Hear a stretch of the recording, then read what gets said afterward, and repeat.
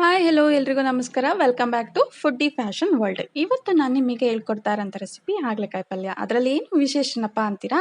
ಹಾಗಲಕಾಯಿ ಪಲ್ಯನ ನಾವು ಯೂಶಲಿ ಮಾಡಿರ್ತೀವಿ, ಬಟ್ ಅದನ್ನು ಬೇಳೆ ಜೊತೆ ಹೇಗೆ ಮಾಡೋದು ಅಂತ ನಾನು ನಿಮಗೆ ಇಲ್ಲಿ ತೋರಿಸ್ಕೊಡ್ತೀನಿ. ಮೊದಲನೇದಾಗಿ ಇಲ್ಲಿ ಹಾಗಲಕಾಯಿನ ಚೆನ್ನಾಗಿ ವಾಶ್ ಮಾಡಿಟ್ಕೋಬೇಕು. ನಂತರ ಬೇಳೆನೂ ಅಷ್ಟೇ 2 ಸರಿ ವಾಶ್ ಮಾಡಿಕೊಂಡು ಬೇಯಿಸೋಕೆ ಇಟ್ಕೋಬೇಕು. ಯೂಶಲಿ ಹಾಗಲಕಾಯಿ ಪಲ್ಯ ಎಲ್ಲರ ಮನೆಗೂ ಮಾಡ್ತೀರಾ. ಬೇಳೆ ಜೊತೆ ಒಂದು ಸರಿ ಹಾಗಲಕಾಯಿ ಹಾಕಿ ಟ್ರೈ ಮಾಡಿ, ನಿಜವಾಗ್ಲೂ ಚೆನ್ನಾಗಿ ಬರುತ್ತೆ.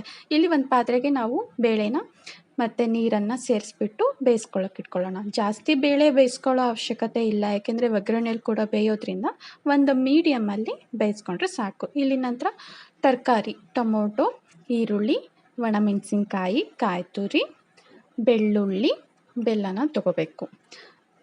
ಈ ಮೇನ್ ಇಂಗ್ರೀಡಿಯೆಂಟ್ಸ್ ಅಂದರೆ ಸ್ವಲ್ಪ ಕಹಿ ಹೋಗ್ಸೋಕ್ಕೆ ಬೆಲ್ಲನ ಯೂಸ್ ಮಾಡ್ತೀವಿ. ಇಲ್ಲಿ ತರಕಾರಿನ ಒಂದೊಂದಾಗೆ ಕಟ್ ಮಾಡ್ಕೊತ ಹೋಗೋಣ. ಈರುಳ್ಳಿನ 2 ಈರುಳ್ಳಿ ತೊಗೊಂಡಿದ್ದೀವಿ.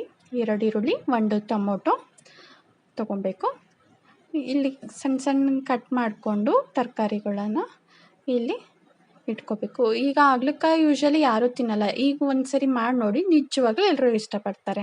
ಇಲ್ಲಿ ಹೆಚ್ಚಿರೋಂಥ ತರಕಾರಿ ಹಾಗಲಕಾಯಿನ ಸರಿ ಮತ್ತೆ ವಾಶ್ ಮಾಡ್ಕೋಬೇಕು. ವಾಶ್ ಮಾಡಿದ್ದೀವಿ ಆಲ್ರೆಡಿ, ಬಟ್ ಇನ್ನೊಂದು ಸರಿ ವಾಶ್ ಮಾಡೋದ್ರಿಂದ ಏನಾದರೂ ಒಂದು ಸ್ವಲ್ಪ ಮರಳು ಥರ ಮೇಲಿದ್ದರೆ ಅದು ಹೋಗುತ್ತೆ. ಈ ಹಾಗಲಕಾಯಿನ ಮತ್ತೆ ನಾವು ಬೇಯಿಸ್ಕೊಂಡಿರ್ತೀವಿ. ಜಾಸ್ತಿ ಏನು ಬೇಯಿಸೋ ಅವಶ್ಯಕತೆ ಇಲ್ಲ, ಒಂದು ಮೀಡಿಯಮಲ್ಲಿ ಬೇಯಿಸ್ಕೋಬೇಕು, ಯಾಕೆಂದರೆ ಇದು ಕೂಡ ಒಗ್ಗರಣೆಯಲ್ಲಿ ಬೇಯುತ್ತೆ.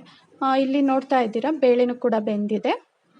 ಸೊ ಇವೆರಡನ್ನ ನಾವು ಒಗ್ಗರಣೆ ಮಾಡಬೇಕು. ಅದಕ್ಕಿಂತ ಮುಂಚೆ ಮೊದಲು ನಾವಿಲ್ಲಿ ಮಸಾಲ ರೆಡಿ ಮಾಡ್ಕೊಳ್ಳೋಣ.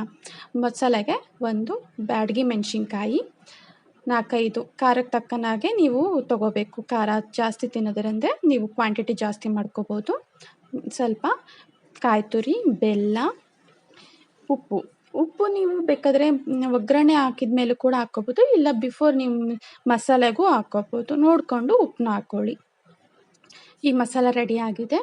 ಇಲ್ಲಿ ಒಗ್ಗರಣೆಗೆ ಈರುಳ್ಳಿ, ಟೊಮೊಟೊ ಹಾಕಿಬಿಟ್ಟು ಹಸಿ ವಾಸನೆ, ಈರುಳ್ಳಿದು ಟೊಮೊಟೊದ ಹಸಿ ವಾಸನೆ ಹೋಗೋವರೆಗೂ ಫ್ರೈ ಮಾಡಬೇಕು. ನಂತರ ನಾವಿಲ್ಲಿ ಹಾಗಲಕಾಯಿನ ಬೇಯಿಸಿರೋಂತಹ ಹಾಗಲಕಾಯಿನ ಕೂಡ ಹಾಕ್ಬೋದು, ಮತ್ತು ಬೇಯಿಸಿರೋವಂಥ ಬೇಳೆ ಹಾಕಬೇಕು. ಇಲ್ಲಿ ಎರಡನ್ನೂ ತರಕಾರಿ ಎಲ್ಲ ತರಕಾರಿಗಳ ಜೊತೆ ಮಿಕ್ಸ್ ಆಗೋ ಥರ ಫ್ರೈ ಮಾಡಬೇಕು 2 ನಿಮಿಷ.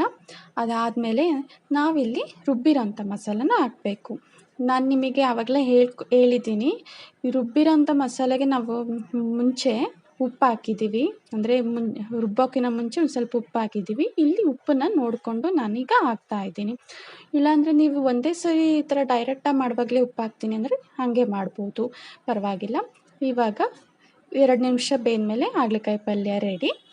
ರೊಟ್ಟಿ ಜೊತೆ, ಚಪಾತಿ ಜೊತೆ ಈಗ ಸವಿಯಲು ಸಿದ್ಧ. Thanks for watching.